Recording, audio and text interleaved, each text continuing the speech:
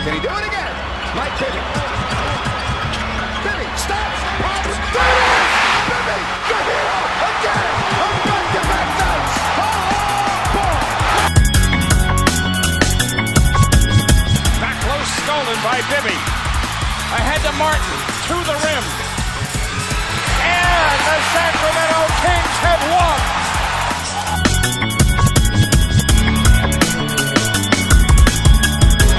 Cousins, full head of steam, look out below! Oh, if you don't like that, you don't like NBA basketball! What's going on, everybody? Welcome to this episode of the King's Court podcast with me, Vincent Miracle, here for SacKingsNation.com. Joining me today, very special guest. We've had his partner in crime here, James Ham, before from CowbellKingdom, but now we have Mr. Rui Thomas. You probably see him on the Road Reaction post-game show. Rui, how you doing today, sir? I'm doing very good, Vince. Thank you for having me on the show. It's an honor. Well, it's an honor to have you on the show more than it is probably you being on this one, trust me. But let me start off with this because everyone has been asking me to ask you this. And I'm glad you're doing good because my Twitter page has been very, very busy because of this whole George Karl, DeMarcus Cousins rumors that are going on. Rui, can you just give us a little bit of what you are thinking and what's going to happen or anything like that? And some insight, anything of what you have of what's going on between George Karl and DeMarcus Cousins. All right, well, let's talk about the personalities of some of the people involved really quick. I've had the chance to talk to George on and off the record, and for the record, he's a very nice guy, and he's incredibly knowledgeable at basketball. Michael Malone was a very nice coach as well, but Karl and his 25 seasons as a coach in the league and as a player, just can't be compared. The thing with Karl, though, I believe he kind of likes a little drama. I don't think, maybe he functions at his best when there's a little bit of tension. And so, we're not sure really what the relationship is behind the scenes, Karl and DeMarcus, but I feel like Karl might be kind of challenging DeMarcus a little bit, seeing how he reacts. DeMarcus, everyone knows that he's incredibly passionate about winning and losing. I mean, the thing is, when the Kings lose, it's kind of, we're not really sure what to expect of DeMarcus because, he shows his emotions on his sleeve, and there's no question that he doesn't loaf around when it comes to basketball. But if I had to guess, I would say that Cousins isn't going to be moved tomorrow or in this offseason because I just feel like, especially with Ranadive support and Vlade's reconfirmation that they're not going to move him. Karl really needs to have a chance with Cousins, full offseason, and they'll have their first offseason together, this fall. So I feel like another thing too, Vlade wouldn't want to move Cousins because that would just be a career-defining move for him as an executive. I think what he's going to do is, if there is issues behind the scenes, force him to work it out. Karl is a professional, DeMarcus is a professional. Eventually at some point they'll have to speak to each other, and we'll see how it goes from there. So let me ask you this. All this stuff that everyone's reading about, and this is my take on it. I just want to see if maybe I'm kind of coming out of left field because I've never talked to Karl. I've never talked to Cousins, anything like that. So I really just want to see if maybe I'm coming out of left field with this. But the way I'm kind of reading it and kind of interpreting what's going on, I kind of feel like this is just more of a backlash to what's happened with all these leaks that came out of the Kings front office with Pete D'Alessandro, Michael Malone, the possible DeMarcus Cousins holding off on George Karl, and now that they're trying to stop the leak, stop everything like that. I think some of these media outlets were kind of holding on to something. And now that the draft is around and all this stuff is coming out now, they're like, they need to get out the content. They need to get out all this stuff that needs to be, news. And then on top of that, another thing that what I'm thinking of, and like I said, I can become completely out of left field because this is going to be kind of a big one. Another thing that I think could possibly happen is Pete D'Alessandro and Michael Malone are now in Denver. They also had pick right after the Sacramento Kings. Could there possibly be a chance that they're leaking out some of this information? Very possible, right?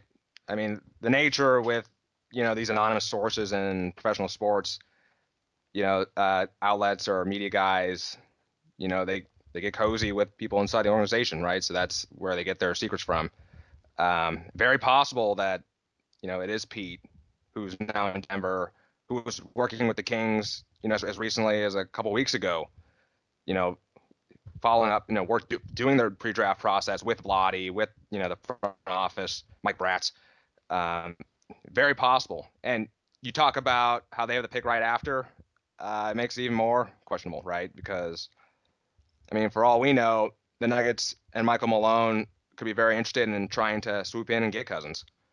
Trying to get like an 11th hour deal in when they're fielding offers on draft night. So, yeah, I don't, I can't say for sure where this stuff's coming from.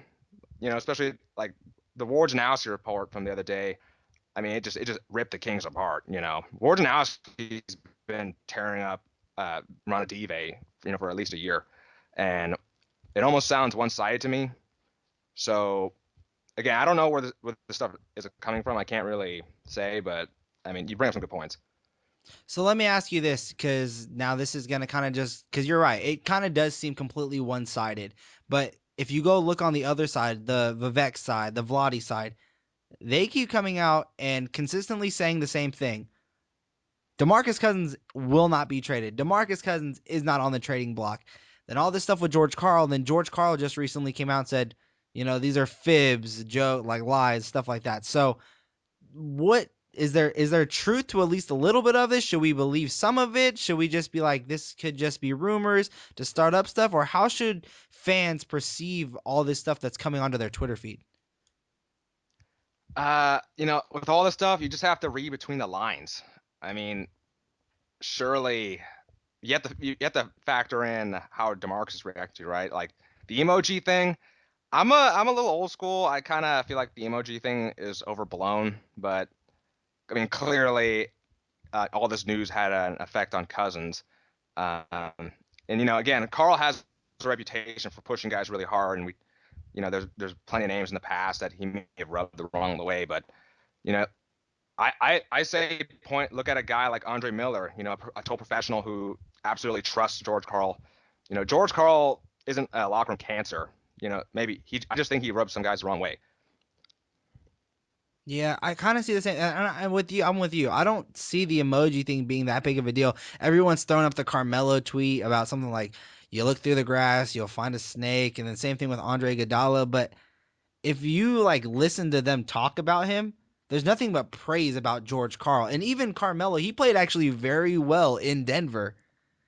So, I mean, I don't know. I don't read that much into it either. I think you're right. It's all about just reading in between the lines. And the way I'm reading it right now is I don't see a trade happening at all. I think they got to give Cousins and that proof that they're going to build around him.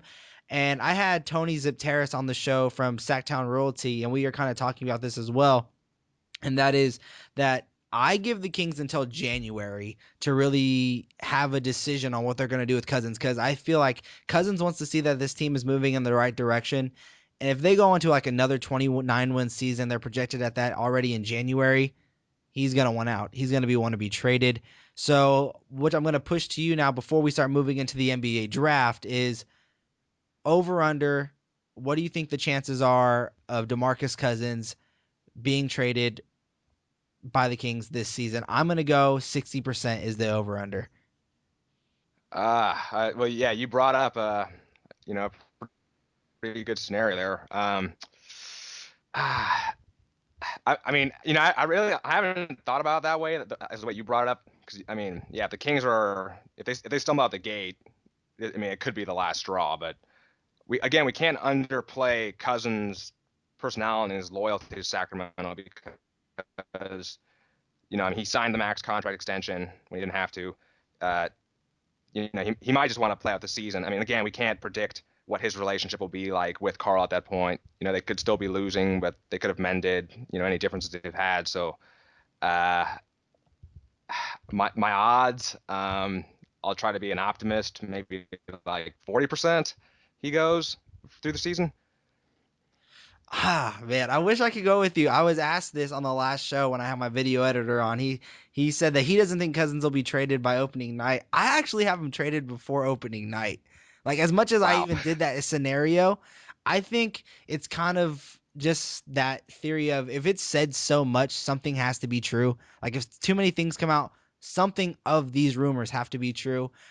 I don't know what is. I don't know what's true at all. Like I said, you have to read between the lines, like you said, right?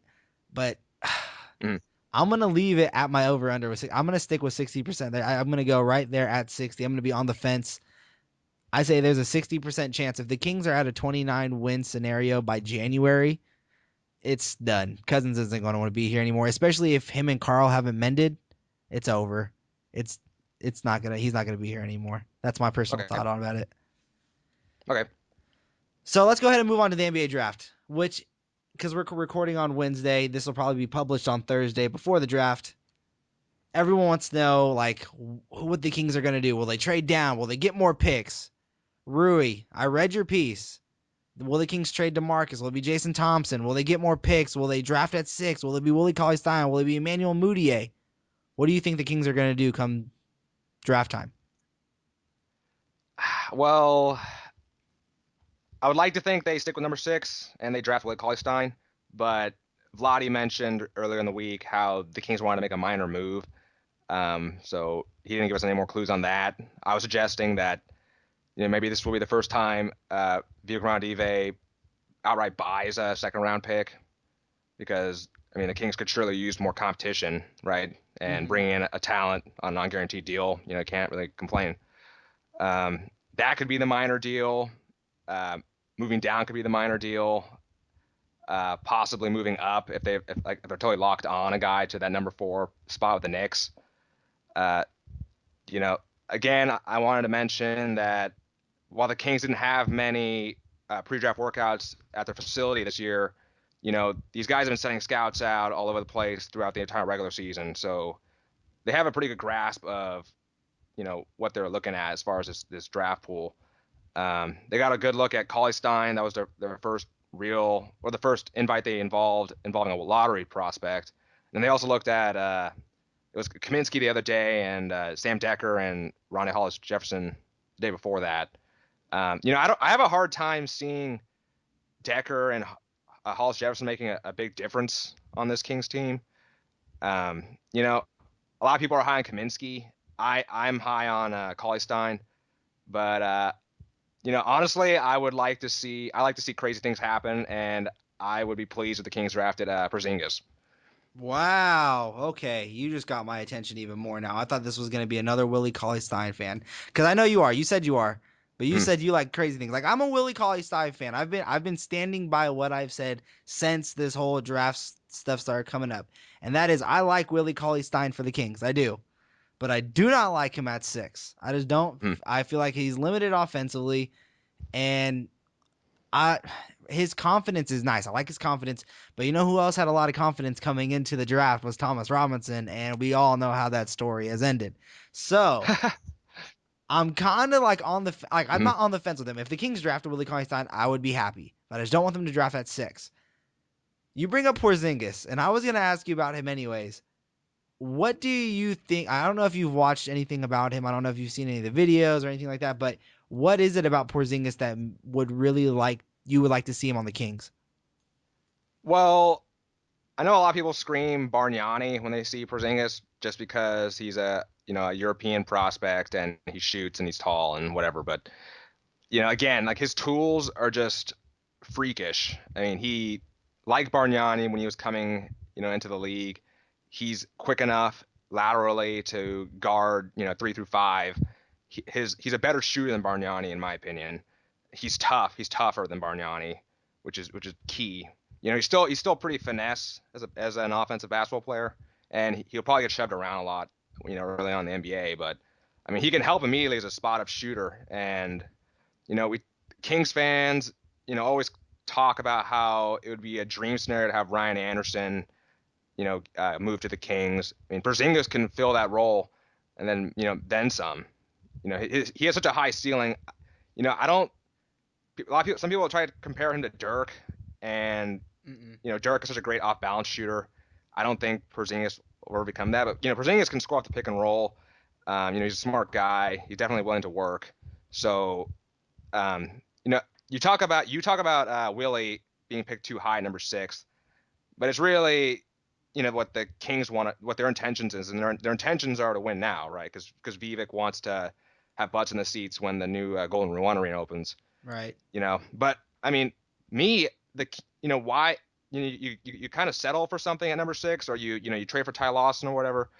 The goal should be trying to win a championship, and by taking a massive gamble on a guy like Porzingis who could end up a superstar. I think that's what the Kings need to do, because maybe the ownership's willing to settle for first round exits, but the goal is to win a championship. Yeah, I see what you're saying about Porzingis. Like, he has the talent. I think my writer here for Sack Kings Nation did a prospect profile on Porzingis. His a lot of NBA comparisons is a Dirk, but 7'3" Dirk. Just because the way he can shoot the ball, he's crafty with the ball. He actually has a very nice handle for his size. And I saw earlier today that he actually was just recently measured, and in shoes he would be like 7'3", which is just freakishly tall with a handle and a jump shot like that. Yeah, I'm with you. I don't really get the Dirk Nowitzki type of comparison. But he would definitely be an interesting prospect. I just don't think the Kings would draft him as much as they probably should probably look at him more, because I did hear reports earlier that he should possibly be he should probably be more in talks to be the number 1 pick, just on talent alone and potential alone. But because of all the Jahlil Okafor, Karl Anthony Towns stuff that came out, and all of the history with drafting European players, not a lot of teams are thinking about it. At least 1 through 5, but now it's that the draft is getting closer. Of course, the rumors of that's starting to happen. But anyways, I just don't see the Kings drafting him because, like you said, they want to win now, and Porzingis looks like he's going to be at least a 4-year project before he actually develops into something that is going to be, more muscle, more, polished, to be better terms of words. But I want to ask you, because there was a rumor that came out, I believe it was yesterday or maybe even earlier today, that the Kings are possibly getting close to a deal with the Miami Heat. And I wanted to see how if you knew anything about this, but they're close to getting in a Heat where the Kings and the Heat would swap picks, but the Heat will take on Carl Landry. Well, what would you think? And the Kings also get Zoran Dragic, so Goran's brother. Would you be? Is that something that you'd be interested in? Okay, wait. I haven't heard of this yet. Where do the Heat pick? They pick at number 10. So they'd be swapping 6 for 10, Zoran Dragic, and dumping Carl Landry. Yes. I mean, if their target's Cauley-Stein, I mean, that could work. I mean, that's obviously a gamble. Yes, it is. The injury reports are coming about. Cauley-Stein might be tanking his value. Who knows if that's a ploy or not. But I guess that would be a good cost-cutting move, right? Because it seemed like the incentive for that mainly is moving Landry. I mean, Zoran, he hasn't really done too much in the league. If anything in the league. So, yeah, I kind of agree with you. Like, honestly, personally, if I was asked this about it, and since I'm asking you, I'm just gonna ask myself. I would actually do the deal, just because like you said, you get rid of Landry's contract. He doesn't really fit George Karl's system. He's aging. He's an aging veteran. And then you kind of have him a little bit more money for all these other free agent players that these Kings are rumored to be linked to, like Lou Williams or Wesley Matthews. And honestly, I still think there's a good chance that the Kings are going to try and trade Jason Thompson. But like I said, at 10, I mean, there's Stanley Johnson potentially there, Cameron Payne, who the Kings brought in. There's just so many options of what the Kings could do at this point. But like I said, you won't see anything until actually, I think, draft day, and it's the time for the Kings to pick. So that's my personal opinion on it.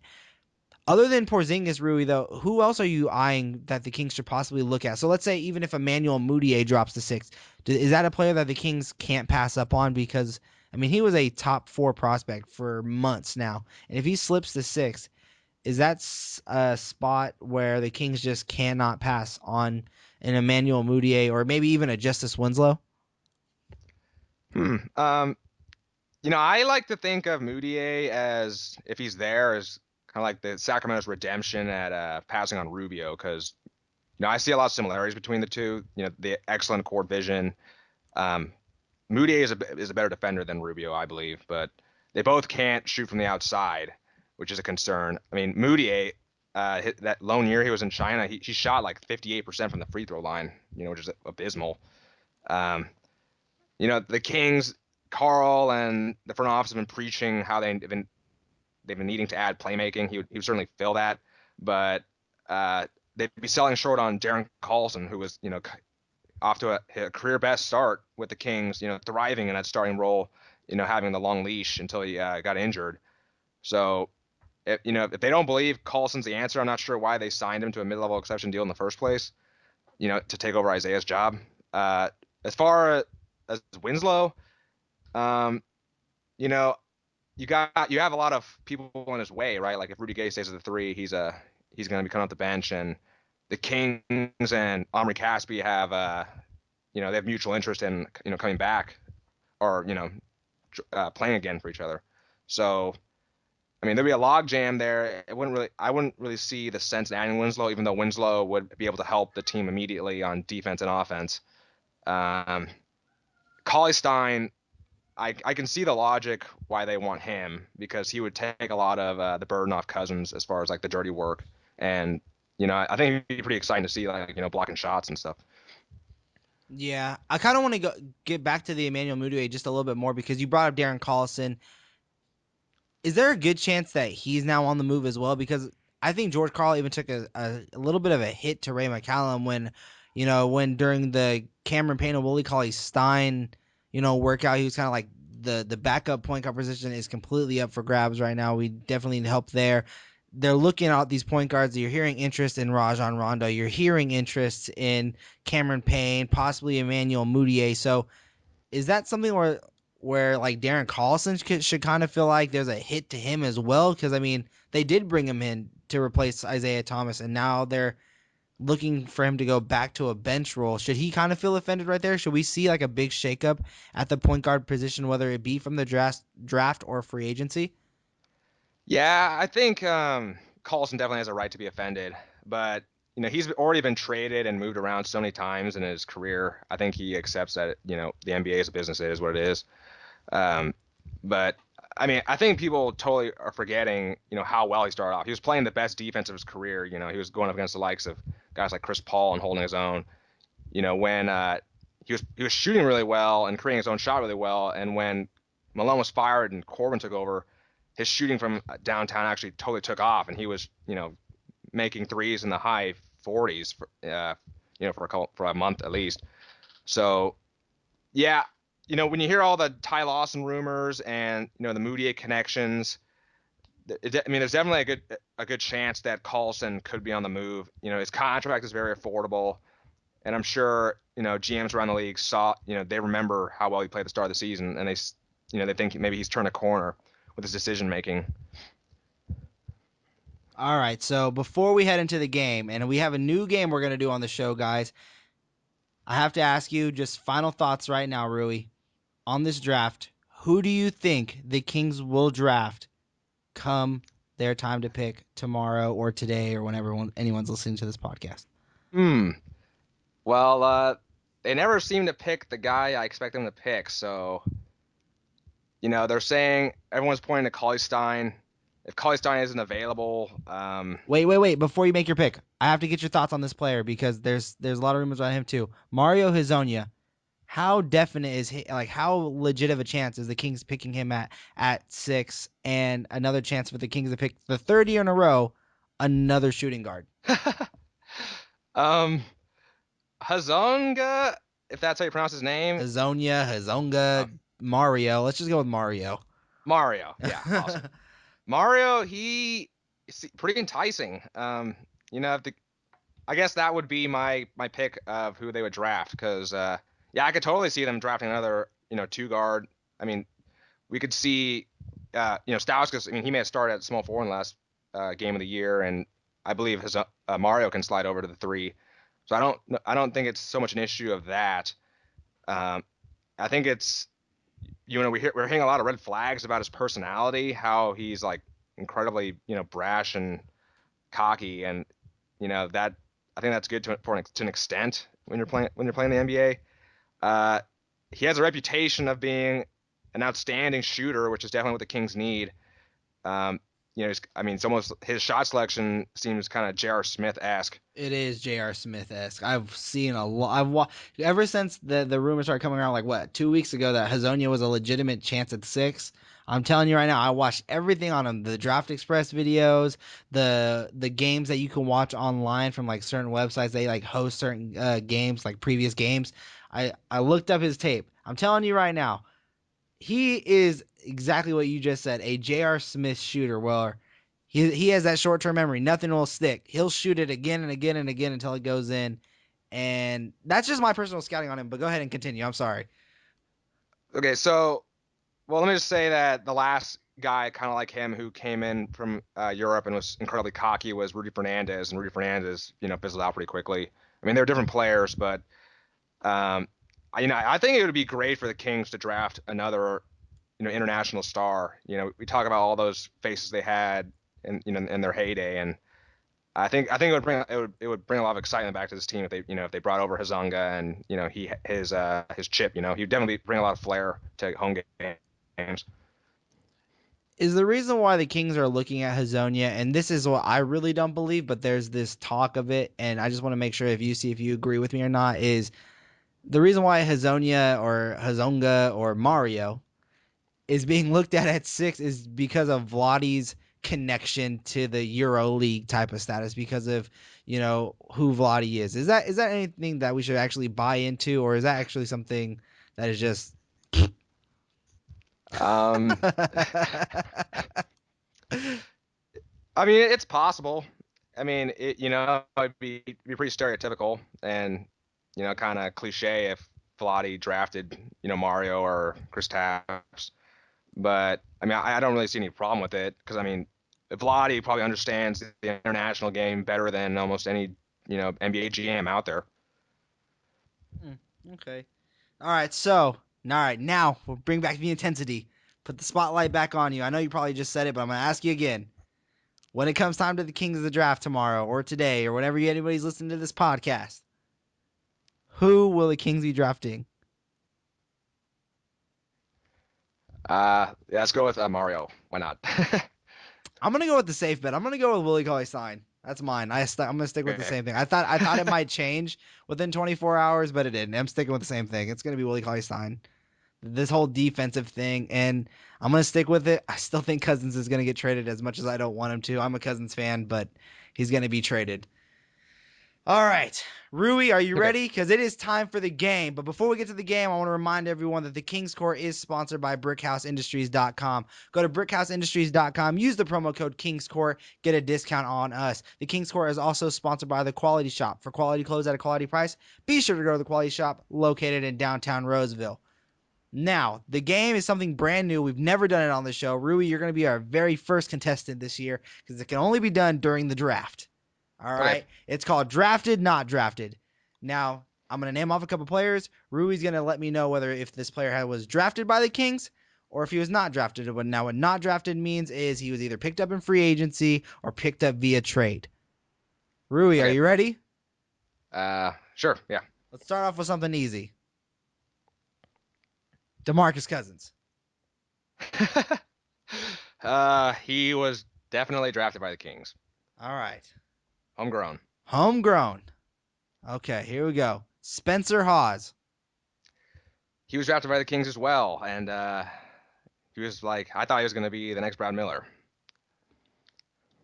Quincy Douby. Oh, definitely drafted by the Kings. Jeff Petrie's finest pick. Jimmer Fredette. Okay, well, he was the Kings technically drafted Bismack, and they traded for Fredette, who I think was the Bucks pick, so I don't know what to say there. Is that a trade? Or so he wasn't drafted? That's not drafted. You're not correct. Drafted. Not drafted. Okay. You're correct. You're too good at this game. Okay, Corliss Williamson. He was drafted by the Kings. He was drafted by the Kings. That is correct. I got to get into something a little bit harder here. Ready? Sharif Abdul-Rahim. Or how do you pronounce his name? He went to Cal, but I'm pretty no, he was not drafted by the Kings. He was not drafted by the Kings. You are correct. All right, Orlando Johnson. He was, and then he was sold because the Maloofs were cheap. You are correct. You are correct. You are good at this. You are good at this. All right, last one. Are you ready? Yeah. Omri Caspi. Yes, in the Tyreek class. Oh my goodness, you are too good. I gotta give you something a little. Let's go a little ageless. Hold on. I said that was the last one. Let's go back a little bit. Let's Okay. go. Let's go back. Ready? We're going Yeah. back to 1982. Wow. We're going that far back. I got their whole entire roster right in front of me. Okay. LaSalle Thompson. Actually, I have his autograph. That's a funny story. I have his autograph on one of my shirts. LaSalle Thompson, drafted or not drafted? Yeah, LaSalle Thompson was drafted by the Kings. Oh my goodness. All right, nickname. Ah, man, his nickname. I can't remember his nickname. Neither can I. Even if you would have said something, I just would have agreed with you. All right, you ready? All right, this is for real. The last one. This is for real. Okay. The last one. This is just someone that you don't even know. At least I hope you don't know. Mark Willis, drafted, not drafted. No, Mark Wilson. Sorry, I pronounced his last name. Mark Wilson. Okay, I'm just throwing darts here. He was drafted. Dang. You are good. You are good, sir. You That are was a good at total this game. guess. Did you even okay. I want you to miss one. You messaged me on Twitter. You said this was gonna be embarrassing. All right. This was not embarrassing. You're making me look like this game is dumb. All right. I don't know if I'm ever gonna bring this game back. All right, so let's go one more. Arnold McDowell, drafted or not drafted? Ah, man. Okay, I have absolutely no idea again. So I'm just gonna guess he was drafted by the Kings. Oh my god, this is ridiculously crazy. Okay, I'm done. No more. That's it. Game's over. I don't know if I'm bringing this game back. You guys all leave your comments in the comment section below. Let me know if you guys think I should get this game back on the show come next year. Maybe I can make this a whole lot harder. Maybe I have to just go all the way back to like the 60s when they were called the Royals. All right, maybe that's what I'll have to do. Because I was going to ask Chris Webber, but everyone knows that damn story.